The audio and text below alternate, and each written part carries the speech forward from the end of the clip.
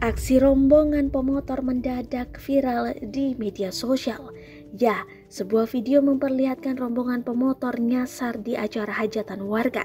Dalam video yang diunggah akun TikTok @omcogan, rombongan pemotor itu pun tetap berjalan melewati hajatan tersebut.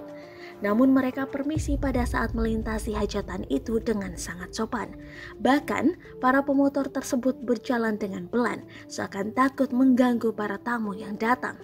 Video yang berdurasi 37 detik itu ditonton hingga 1,6 juta kali penayangan di TikTok.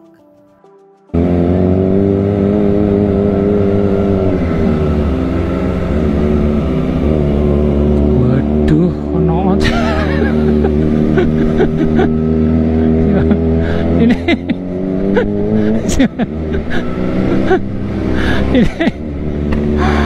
aduh, isi ya Pak. Aduh, kita lewat hajatan teman-teman.